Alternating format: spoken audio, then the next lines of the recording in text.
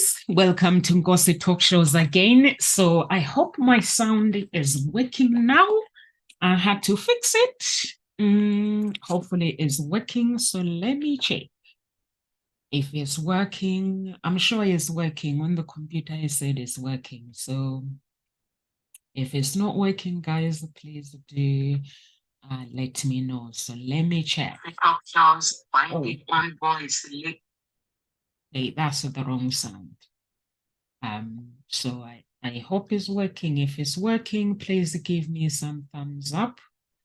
I did test it. It said it's working. Let's see. Okay. Yeah, it is working. It's working. So that's what I actually like. So we're gonna have to start from the beginning, guys. So I'm really sorry that my sound wasn't working, but we got there in the end. So our topic today, as you guys can see, I'm on my own today. It's Thursday and speakers are having a day off. And please do continue to pray for Carol Ann Cooper. She's still with the Ngozi Talk Shows and she's in hospital. She's still, she's recovering really well. So hopefully she'll go home for Christmas. Fingers crossed. Hospital is not a good place to be. So let's get to the topic. So our topic today is how our voices from the past can destroy our life. Our current relationship can destroy our lives. So in this thought-provoking video, I'm going to get into the explain the concept of how our voices from the past can have power to destructive and break apart our present relationship, can destroy our relationship. So join me, guys, as I talk about the impact of unresolved issues and unhealed wounds, how they can affect your relationship intimacy. It can affect any relationship that you get into, whether with friends, family relationship. It can, so I'm just going to shed the light on the subconscious pattern and beliefs that perpetuate these destructive chaos in our lives. So as we go through this video, you're going to discover how to create a life that you want and without misunderstanding. And you're going to have an understanding of the triggers of this emotional upheaval and how we sabotage our relationship, the deep-rooted fears that are inside our insecurities and traumas that often remain unaddressed. And when issues are not addressed properly, they subconscious mind, sometimes they can affect our lives, and it can cause struggles in our romantic partnership. So when we enter relationship, it can destroy our relationship with the insecurities, thinking that you are not enough. No matter how much the woman tries to actually make you happy, if you have those underlying problems, then it's not going to work. No matter how hard the man tries to make you happy, please you, to tell you how much they love you, but then deep down there you still feel that I'm not enough. What does this person see in me? Am I really good enough to date this guy? Or am I really good enough to date this man? It can actually destroy your life. So it's very important to actually make sure that when you see that you have negative impact, the voices from the past, if you see that they are creating negative impact, deal with them straight away.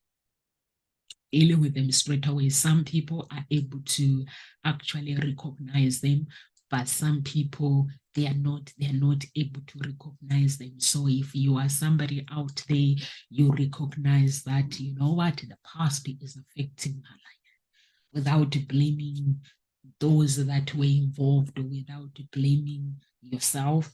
So you can have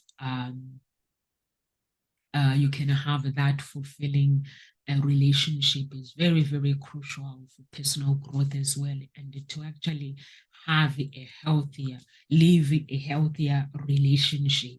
And that's what actually, when I do my coaching for my clients, when the clients come to me, they're looking for relationship. Those who want coaching, not everyone wants coaching. So some of it, like the voices from our past, childhood, some of it is something that I have to deal with my clients. Because there is no point if a client comes to you and they're like, I'm looking for love. And then you match them with somebody, and then 5 years later, that relationship breaks up. So there is no point. So what I do is I make sure that when somebody comes to me and they still have these voices from the past that are causing heartache, causing pain, destruction in their relationship, and they feel that they are not enough, even if they are so beautiful, even if they are, sometimes you can meet this beautiful woman who is very educated, who's got it all, money, but they still feel that they are not enough. We're not talking about those people that are cocky, people that are say, you know what, I'm educated, I have this, but you know what, they are very picky. No, you can find somebody who is really, really humble, and they're like, I don't understand when I enter a relationship. My relationship end up with the same pattern. So when I do find those kind of people, is sometimes it is the voices from the past. You may find that some people, they've not dealt with trauma from their past. So it's very good to investigate the attitude, the beliefs, emotions that we carry from our childhood. Um, our childhood experience can shape our attitude, can shape our beliefs, and can give us social norms and cultural um, influences. By investigating these within deeply, it can help you to actually gain insight into how they continue to impact our relationship and overall our well-being. So it is very, very important to actually deal with them if you believe that your attitude um, is influenced by your past, your beliefs are influenced by your past, or anything, your vulnerability. And if you see the signs of weaknesses that they are influenced by your past, and it's very, very important when you see that your past voices are creating barriers, they are contributing barriers to communicating breakdowns, and they are hindering your ability to actually form a connection, a deep connection with your spouse. So it's very, very important to deal with them and uncover those challenges and limiting beliefs and negative emotions is very, very important. So how do we uncover these negative beliefs? And the powerful way to foster our personal growth so that we can improve our relationship, you can start by journaling. Write down everything. Write down your thoughts, your emotions, so that you can gain clarity and identify any recurring patterns or negative self-talk. I have loads and loads of journaling books that I used to use when I was like going through my childhood confusion times, when your relationship end up in the same pattern, and then you start like, what is going on? Why is it my relationship ending up in the same pattern? Like, when it comes to relationship, you end up with the same story always, all the time. So when I looked deep and I started looking deep, I started writing my thoughts. To be honest with you, if I can go and read that diary and read it to you, you'll be like, who was writing that diary? Who was actually journaling? I have no idea, but those were my thoughts. They were not so bad, not like really deep, or but they were confusing. They were confusing me. Sometimes I'll go and look and like, wow, did I actually write that? Okay. So yeah, you can start by journaling. And when you start by journaling, just write every thought, anything that comes to your thoughts, bad or good. Just write them. You're not there without judging yourself. And when you write your thoughts and um, just have hi Lillian, how are you doing? Sorry, I had to. Okay, thanks, Dean. Thank you so much. I didn't. I came on and I think I've got a new camera, but I'm not using it now. Yesterday I connected it and it just went funny, but I disconnected it. I think when I disconnected the camera, I disconnected it. I changed the settings for the audio. So I'm sorry about that, guys. The first video wasn't working, so I'll go later and delete it. I'm really, really sorry. So let's go back to journaling. And the thoughts, the things that I was writing in my journaling diary, when you read them, like sometimes when I read them, I get confused, like what was going on in my head. But the good part of it is when you journal, really, really pay attention of your writing and your words, your thoughts. What I did, I used Bob Proctor's idea of I'm right-handed. So when I'm doing journaling, I use, thank you so much. Thank you so much, Lillian. When I'm doing writing, I use journaling, I use my left hand. So when I'm writing my left hand, at first, when I started, it was hard because I'm not left-handed. But when I got used to it, it just became so funny. It shows that your brain can actually use another. We can use both. It shows that we are intelligent, but we don't know that. So when I started writing, it actually helped me so much to understand my inner being. It helped me to connect with my true authentic self, because the voices that I had before, the voices that child from my childhood, there were things that I needed to deal with from my past. I had questions from my parents. My parents divorced when I was 8 months.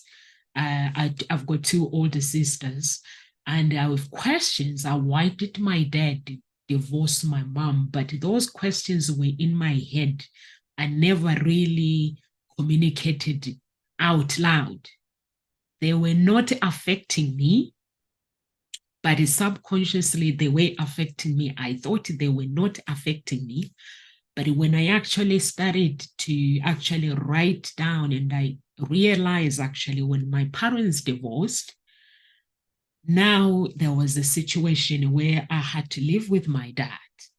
My mom said to my dad, okay, you want divorce? Because my mom and my dad wanted a housewife. My mom wanted to go back to school. They got married. My dad was older than my mom.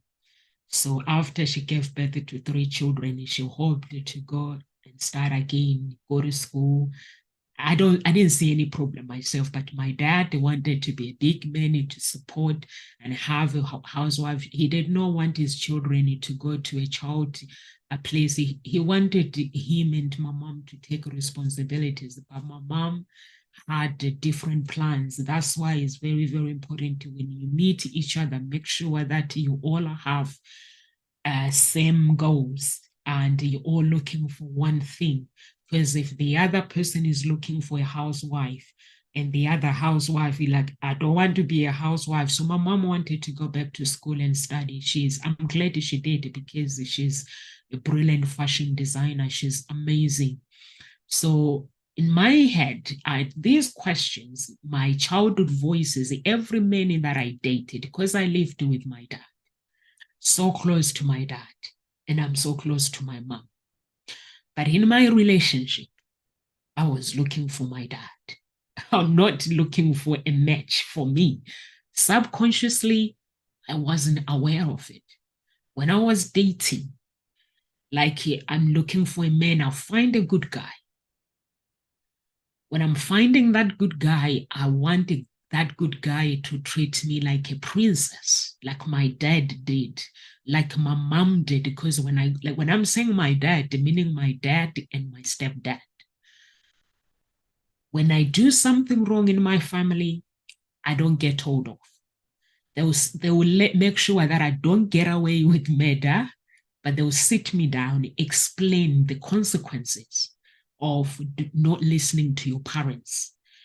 And when they do that, they wouldn't raise their voice. My dad, he was always smiling, lovely man, and my stepdad, not raise their voice. But that, when the parents explains to you, and when I grew up as close to my family, close to my parents.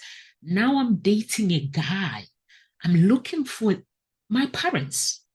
So that's when I realized that it was affecting my relationship. So I don't know if anyone that goes through that. So those were the wounds that were affecting my relationship.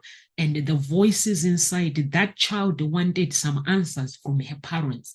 Why did you guys divorce? But I never voiced it out to ask my dad. So the minute I ask my dad, I ask my mom, why did you divorce? She explained to me why we divorced, why they divorced. And my dad is a very, very good looking guy. He's very dark. He's got a very, very dark skin and is so charming and is so beautiful. My mom, she's so gorgeous. She's very, very beautiful. I look like my grandmother. I don't look like my mom or my dad. So it was so amazing. My mom explained to me, we did not this. But the only thing that surprised me, why I had the questions, although my mom got married, my mom got married, my mom moved on. But I could see with my dad never moved on. He got remarried, but he never moved on.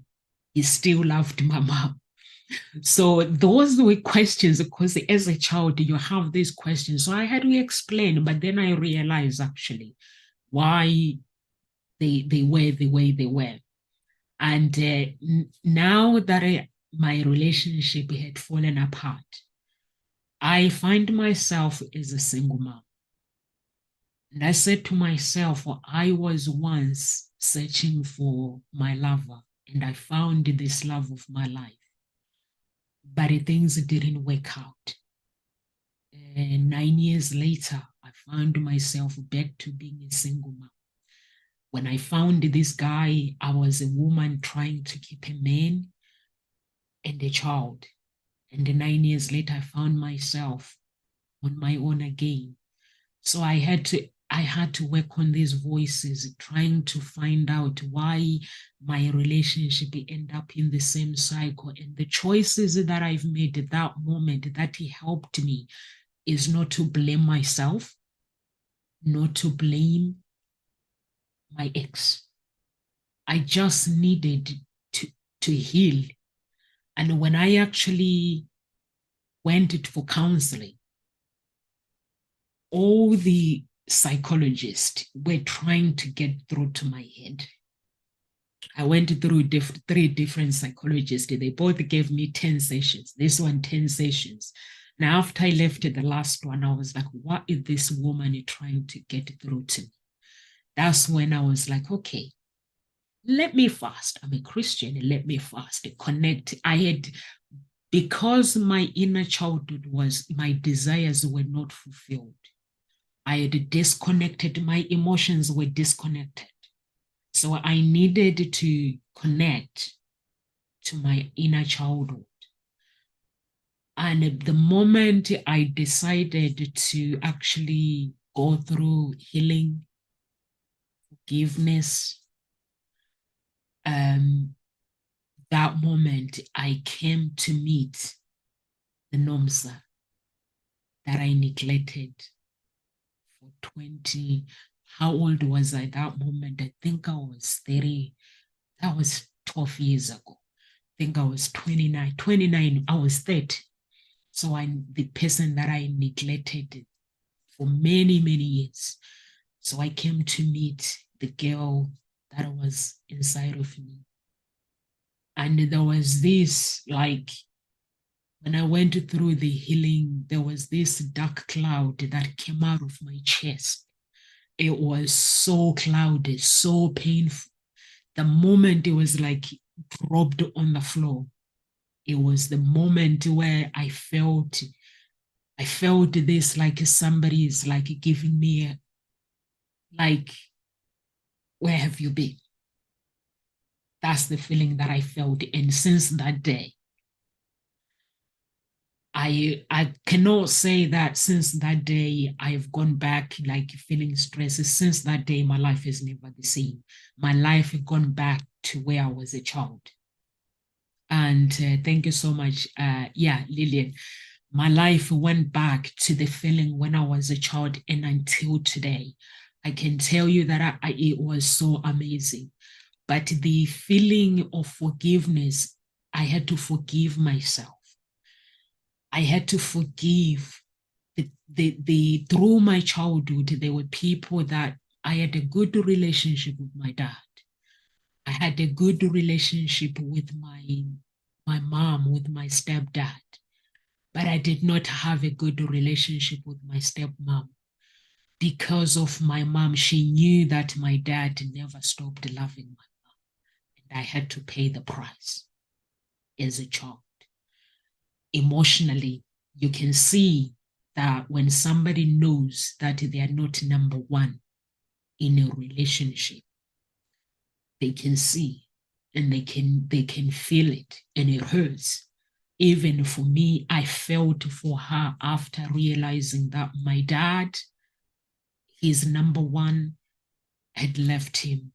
He never healed properly, and there was nobody apart from his children. We were constantly his best friend, the reminder of his past lover, whatever you call it. I'm just speaking the truth. So I could see as a child, sometimes we underestimate who we are as human beings.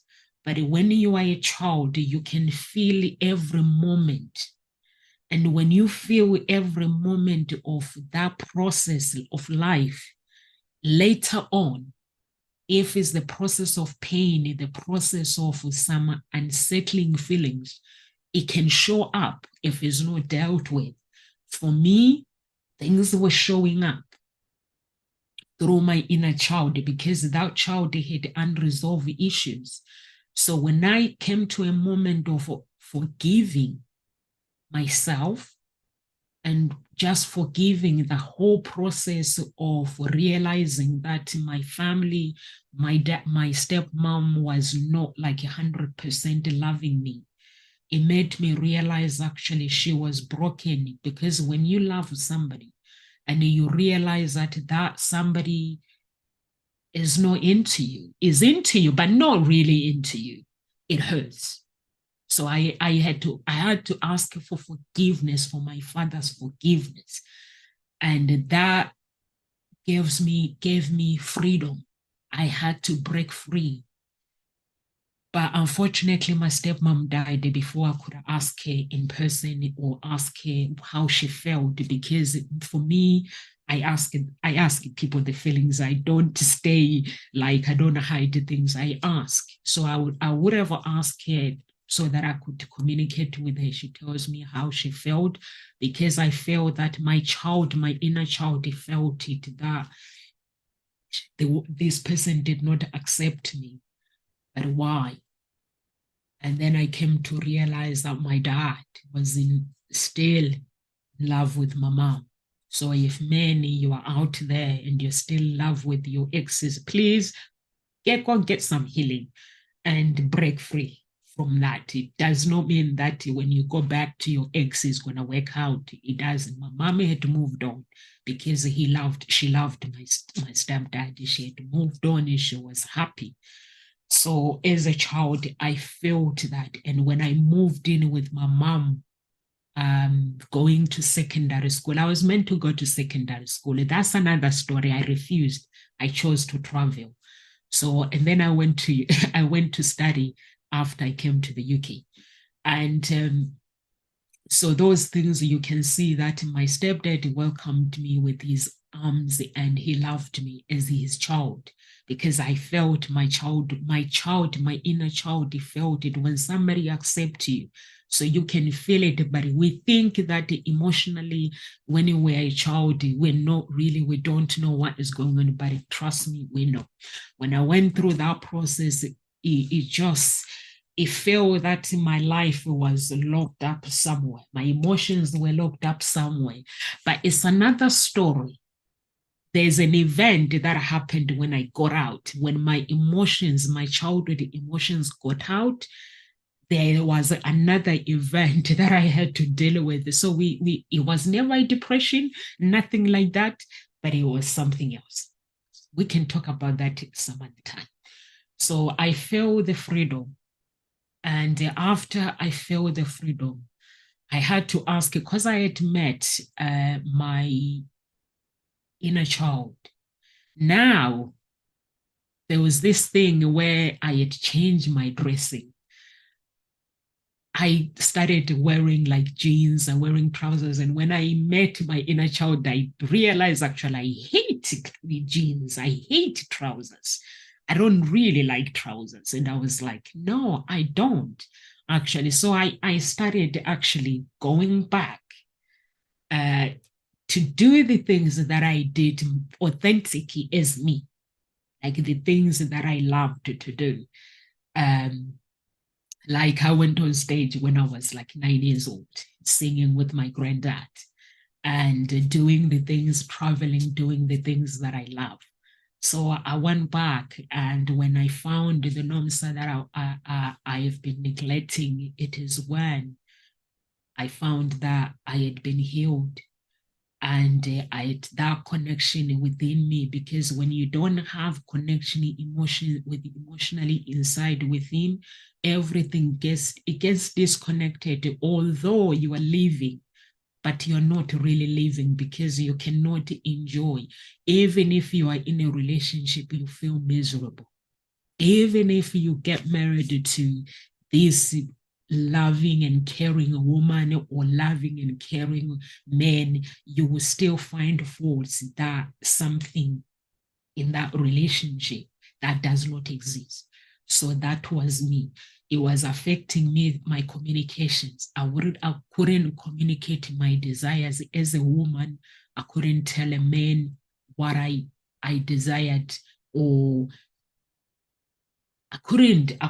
It was tough. Is the painful and the feeling, if I can describe it, the feeling from then to now, I can see it was painful, because I didn't have a voice. So I don't know if there is someone who is watching. If you don't have a voice, if you feel that, you know what, I'm in this relationship, I just agree with everything. Somebody says, Nomsa, we're doing this. Yes. I didn't know how to say no. I just say yes, yes, yes. Just pleasing, wanting to make sure that everybody's happy. I didn't want to upset people. But was I happy? No, I was miserable. Really, really miserable. But then when things changed, it was then I actually took Paul McKenna's program as well, How to Mend a Broken Heart. And I went through that healing. It was so painful. I just had to, when you do the workshop and you do everything, you go step by step, every feeling, every emotion that you went through when you were a child, you face them. I was no longer running away from the pain. I was confronting the pain, like I'll confront my stepmom, like you visualize me and her, we are standing, the look, the way she looks at me. I'll visualize the words or any adult that was speaking to me, that things that I didn't like or at school, things that were said, things that were done. I would just confront that event, confront it, no matter how painful that it makes me feel, like in my chest, I'll feel the time. But that was the process of healing. Some days I feel bad, didn't want to do it, but I had to do it because I knew what I wanted. Some days I had good days and bad days. When I just write everything. So my diary can tell you that these were bad days, these were good days. Until then, when I found my now my inner child, Nomsa, Ngosi. My Ngosi talk show is actually my legal name, Ngosi. So when I found, everyone calls me Nomsa. Nomsa is the middle one, but Ngosi is my favorite name. And when I found myself, I was like, wow, this is what I've been looking for. The Ngosi that I've neglected, the Nomsa that I've neglected for so long. So I came to that. But then now it was time for me to think about life. What do I need to do? First, I had to quit. I just went to my football manager and said, I am actually retiring. And he was like, what? I was like, yeah. My last day match was against Arsenal, I think. Yeah, in Essex. Yeah. As now, after the game, I feel that I needed to leave, to start afresh. I was miserable. I wasn't happy. And I went to The Voice, auditioned to The Voice. And by the time I auditioned, I had chest infection. And I was like, okay, audition to The Voice. And then I went to record my single. And after I recorded my single, I was feeling good. After I recorded my single, I got home. And that's when I was recruited by the occult, the spirit from occult that actually promotes celebrities. I said no. And that's when I actually gave up singing. I gave up the music. I didn't give up music. I gave up singing the world music because I couldn't understand when somebody says this person joined the occult. I didn't understand it. But when I got home, basically there was this loud voice. It was like, go to the piano. I'm crap. I'm rubbish when it comes to piano. Went to the piano and I was playing the piano. I was so good. And I was like, what is the heck is going on? Somebody had taken over. The occult spirit had taken over my mind. So it was like, you've recorded your single now, I'll make you famous. So he made me a deal. I'll make you famous if you join me. And I was like, okay, what's the catch? And he was like, I'll give you loads of followers, make you rich. I will, anything you want, you name it, I'll give it to you. But the problem is I was already fasted for 40 days and 40 nights. When Lucifer came to offer me and God came. So there was the angel of God and the angel of occult, which is Satanism. So I said no. And when I said no, that's when my battle begins. But that is another story as well. So in that moment, I was like thinking of where do I go now? I'm single and I've met the real Nomsa that is me. What do I do next? And I was excited, guys, to start dating. I was like, I just need to find the right guy for myself. So I had to tell God, the universe, what kind of a guy that I want in my heart. I had to hold this guy in my heart. I'm not talking about the body. I did not think about wealth. I didn't think about anything. So we can talk about the occult later, but I think I've made a video for that. You guys can go and find the video. So when I was looking for love, I did not think about anything rather than my story. I thought about my story from my childhood. What are the path. I was like that, but no, I'm that's so cool. That's so cool, Lillian. That is really cool. That's so beautiful if you have decided to actually change, make some changes in your life. I actually admire people that have the courage to actually change their lifestyle and just be authentic. I like people that are authentic, really, really authenticity. It will take you everywhere in life.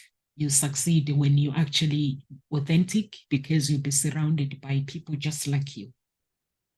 So what I did was when I was looking for love, I was like putting my story in my heart out there. God, you know what I've been through. You know the journey that I had to go through, this healing. You know the pain. You know my story. That moment, I knew that I needed to rewrite my story. I did not want to date a guy. When I meet a guy, I tell them what they wanted to hear. I was no longer that woman when I meet a guy. I also changed how I dress as well. I love clothes. Really, really beautiful clothes. I love when I go to a shop, I have to look at the dress one moment and I have to like it.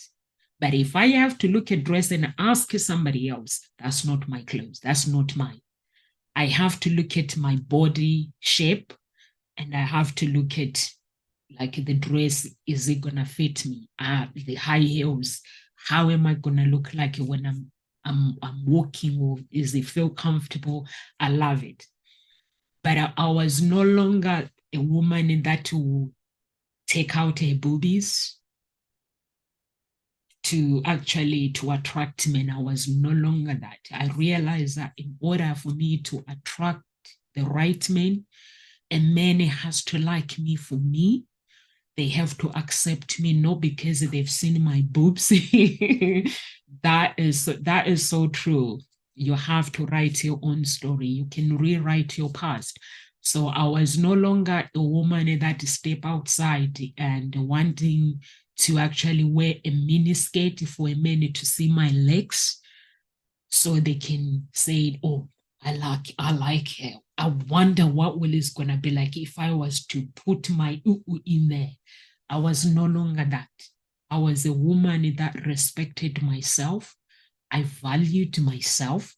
I knew what I wanted, and I wanted that guy that can actually just say, you know what, she's the one. And I wanted God to connect me with the guy that is going to complement my story, what I've been through. A guy that is going to accept me for me, unapologetic. A guy that I don't have to try hard to be somebody. So, and one day, I can tell you this story, guys. After I put a declaration to God, what I needed, the things that I wanted, and I just put it out there. I started going out with my girlfriends. I was not I don't look for guys when I go out. And mostly the guys that are drunk, I don't take them serious. But there was this guy, he's English, he's on stage. God, he was destroying the stage. And then I was like, let me teach this guy what does it mean when somebody dancing? This is not a dance, he's killing the stage. So I just went. I just showed him how to dance. And this guy thought he was so amazing. And he was like, and in the end, we started dancing because I was just laughing at his dancing. Come on. If anyone from Africa, you know how we how we love to shape, how we go with the rhythm of music and stuff. And there are some good English dancers in the UK. Don't get me wrong. But this guy was killing the stage. He was like destroying the stage. He was dancing. He didn't care. So I just danced with the guy all night. We were dancing. It was his mom's birthday. We were dancing. I was having fun. And the poor guy was begging for my number. But I don't take guys very, very serious when they're drunk. So I just gave him my number to shut him up. I was like, okay, my friend kept saying, Nomsa, can you please get this guy out of his misery? He wants your number. He everything with this guy, he was just wrong. He's good looking. He's like David Beckham's photocopy image of David Beckham. Everything was wrong. He goes to the gym 7 days a week, and he's not the guys that I'll go for. He's very good looking, and I was like, he's actually dancing. He's not a good dancer. It's not my type. But then I had asked God, I was like, connect me. So I was no longer in control when it comes to choosing and selecting. But then I gave him my number, and a week later, I forgot about the guy. Week later, he called, and we went on a date. He passed the when I made a decision for God to actually connect me with somebody or the universe. I had made a choice that I'm not going to date anyone because this. I'm just going to date somebody because I have a daughter, and I had planned the interviews. I'm very, very playful, guys, by the way. When I give somebody interview, even when I give my clients, I make them relax. They don't feel that they're being interviewed. They just have fun with me. So when I was going out with this guy, I was asking him questions. I have a daughter. So how do you feel about dating a woman who's got a child and you don't have a child? How does that make you feel?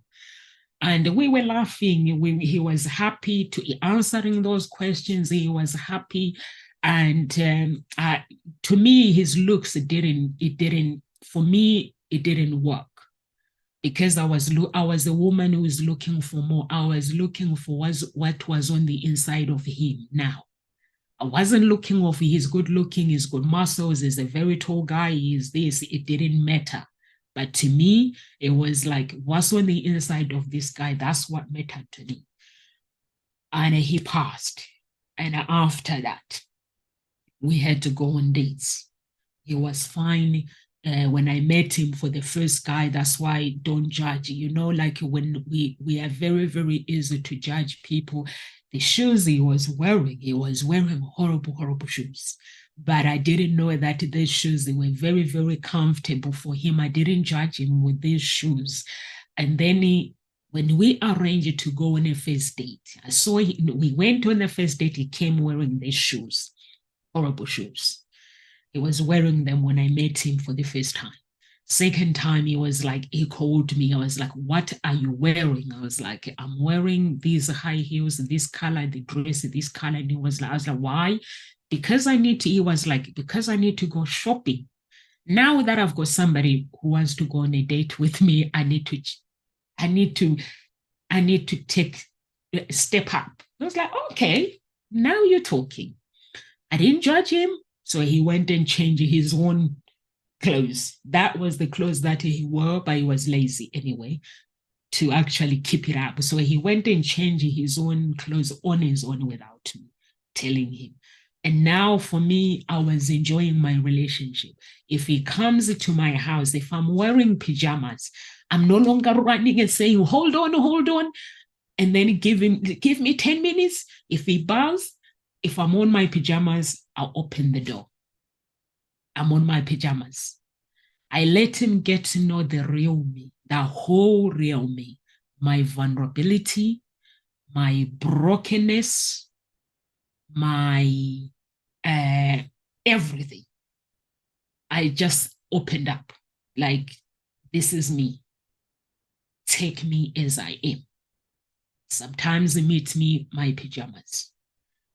Meet me when I'm not wearing makeup. How do I look like? When I'm happy, when the music play that I like, how do I behave? I dance, smile a lot. I love myself. I accept myself for who I am. So that's the person that guy met. And me, I'm not aware. Sometimes we do things that we are not aware. It was the decision that I already made in my life. This is the person I'm going to be, the Nomsa that I know. So, and then we went through that journey. And 6 months later, he looked at me. He was like, Nomsa, you are not fake, are you? I was like, no, because I changed my attitude. My behavior, I was no longer like, if he says, let's go out, if I don't want to go out, I just stay at home. I don't have to say yes to everything, or I don't have to be grumpy for no reason. If there is something that I don't like, I just communicate it. Or if there is something that I desire, I communicate it. I was no longer in pain inside without me knowing, because our subconscious mind can actually let us know when we are not happy. And I was no longer miserable. I was just living my life unapologetic.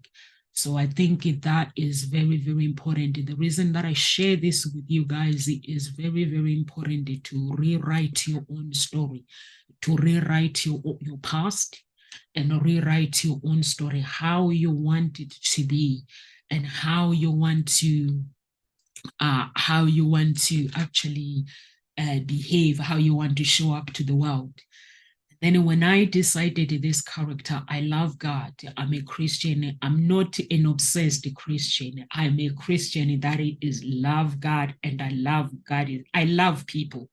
So when I decided that, okay, I found this guy, I met this guy, that's when I decided that actually before that, I had gone out with a guy, and this guy thought, because we went on a date, and then he came back with this business idea, and he was like, have you ever heard of a matchmaker? So I was like, yeah. He gave me that. He had printed everything, and he gave it to me. So it was like in the process, I was like, okay, so I can be a matchmaker. So that's how the matchmaking business began, through my healing. Not because I studied psychology, no. I took a psychology degree because I knew that I love listening to people. If I didn't play football, I wanted to be a wrestler actually when I left football. But then I decided I wanted to actually go to America and train to be a professional wrestler with WWE. I even made some inquiries. I even took every step that is necessary to actually go and prepare myself to go. And I even went and started watching them live, or go to Manchester. Did I go to Birmingham or Manchester? I think whatever. Yeah, just to see. And I just loved it. I'm crazy, by the way. I loved it. So I was going to go and be a professional wrestler, until when I fasted for 40 days and going through my healing, I realized that the path actually that I need to take is NOMSA, is this path. That's when I took my degree in psychology. But how I ended up becoming a matchmaker, it was the guy that I went on a date with him. This guy was a businessman. He had loads of money, but we both decided it's not going to work. Me, my mind was up there. My mindset was it grown. So he was like, but Nomsa, I have something for you. He came and he was like, I need to come to your house. So I'm glad that I trusted him and let him come to my house, because he had gone, this guy, and printed, he served me 6 months of time, like a year of time. He printed every part of matchmaking, rules and regulations, the website, these competitors, everything. It was a big pile, and it was like, take this. I think you'll be good at it. being a matchmaker. That's how I began the journey of matchmaking business, and also meeting my spouse as well, realizing that it's not easy to go through a relationship if you still have unwounded, if you still have wounds from your childhood and you still have the voices from your past that have not dealt with. So that's when that was part of the journey. I was like, okay, let me just do this. And realizing that when you put yourself out there to the universe, to God, and it just lay, because some people say, like with the matchmaking, they say, just give me, I am a doctor, or if you find a doctor, they join a matchmaking, they'll be like, I need to date another doctor. So they tell you exactly what they need. So the meaning there could be chances where they are dating, they could be dating the wrong person and leave, although the relationship lasted for a long time, is miserable. But this guy is very successful guy, and he was a guy that I wouldn't go for. Obviously, when you see a guy who's got 6 foot, he's got the looks, he's got scores 7 days, he's a player. That's what everybody thinks. So I changed my attitude then, guys. That's not true.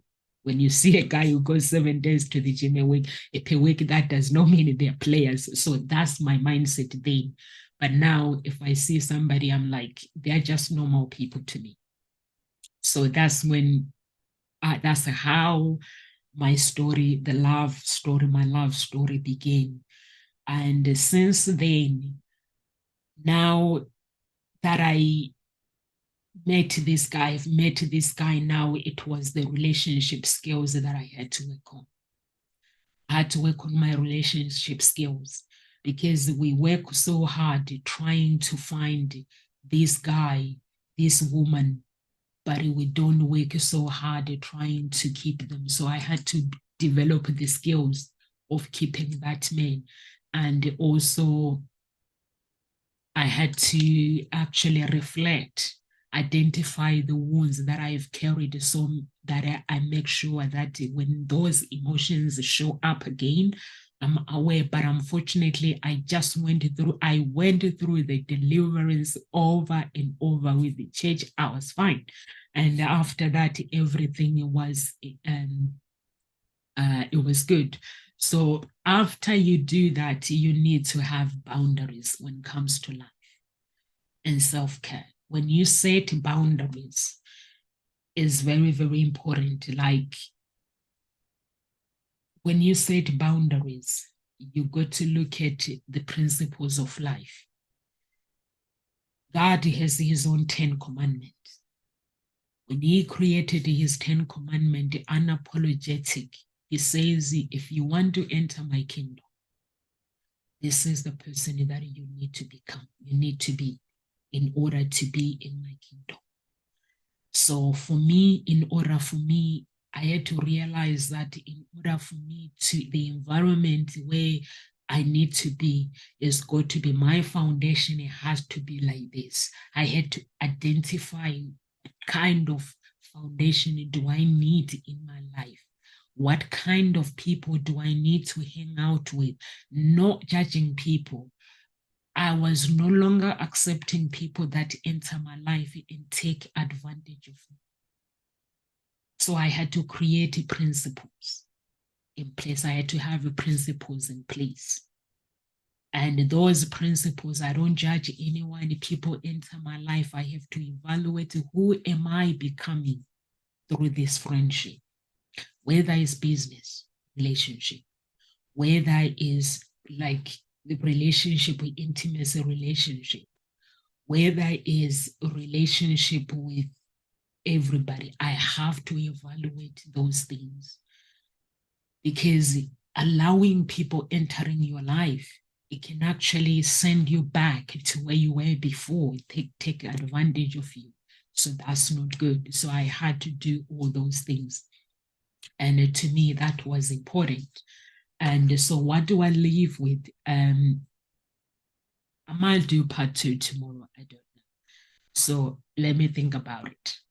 I might do part 2 tomorrow for this. So additionally, seek professional help. I remind a healing wounded a child is a process that takes time, patience, self-compassion, acknowledging, addressing your wound, and begin to healing. Keep that healing as well, and let the process lead you to personal growth. So if you're watching, I might do part 2 tomorrow. Let's just see how things goes. Who am I with tomorrow? I'm not sure. I think I'm on my own tomorrow. I'm with Dr. Biggett. Actually, I will do part 2 because she's a grieving coach. So we will do part 2. So that was my story for a life. So you're watching on YouTube, please subscribe and follow us on our social media and go to the website, guys. Don't worry about the website. I'm aware that the website is not good. There's a website that is being built behind the scenes. So just sign up. If you're looking for love, sign up. If you're looking for coaching, sign up. Live with grace and God bless.